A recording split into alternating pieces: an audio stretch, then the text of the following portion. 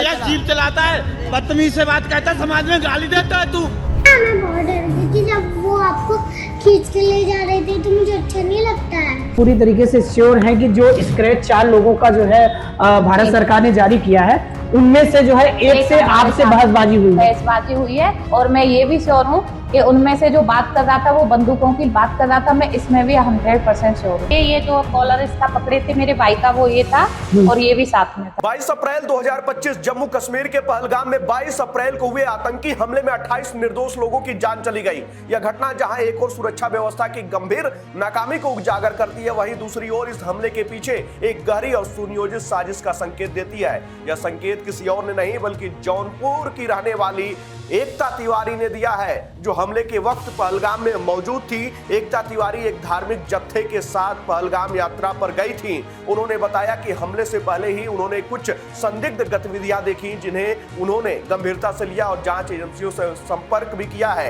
NIA द्वारा जारी किए गए 4 संदिग्धों के स्केच में से 2 की पहचान जत्थे के सदस्यों ने की है, जिसमें एकता की गवाही महत्वपूर्ण मानी जा रही है। सबसे चौंकाने वाली बात यह है कि एकता ने दावा किया कि आतंकियों ने लोगों से पहले उनका धर्म और जाति पूछी। उनसे पूछा गया, क्या तुम हिंदू हो, क्या तुम कुरान पढ़ती हो? यह सवाल सिर्फ एकता से नहीं बल्कि अन्य यात्रियों से भी पूछा गया। एकता ने बताया कि उन्होंने एक 20-22 वर्षीय युवक को देखा, जिसके जूते में एक मोबाइल फोन छुपा हुआ था। वह फोन पर बातचीत में कह रहा था, प्लान ए फेल हो गया है, अब प्लान बी पर काम करना है, ब्रेक फेल हो गया है।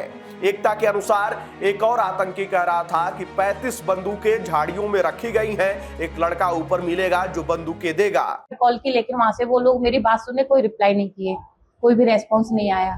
आप पूरी तरीके से श्योर हैं कि जो स्क्रैच 4 लोगों का जो है भारत सरकार ने जारी किया है, उनमें से जो है एक से आपसे बहसबाजी हुई है।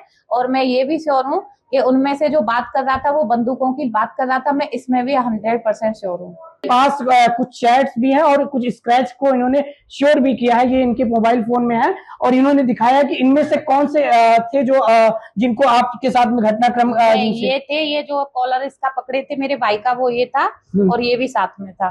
जो भी हुआ है वो सिक्योरिटी ना होने के कारण हुआ है। 8 किलोमीटर के अंदर में कोई भी सिक्योरिटी नहीं थी, ना पुलिसकर्मी था ना आर्मी मैन थे। अगर वो होते तो ये होता ही नहीं, और वो पहले से ही वहां पे प्लानिंग कर रहे थे, क्योंकि हम लोग 20 तारीख को गए थे, 20 तारीख से पहले से उनकी प्लानिंग थी। हमको कैसे पता वो 35 बंदूकों की बात कर रहे हैं? हम तो वैसे ही, उनका आतंकी हमला तो बाद में हुआ, हम तो पहले ही उतर के भाग आए थे डर की वजह से।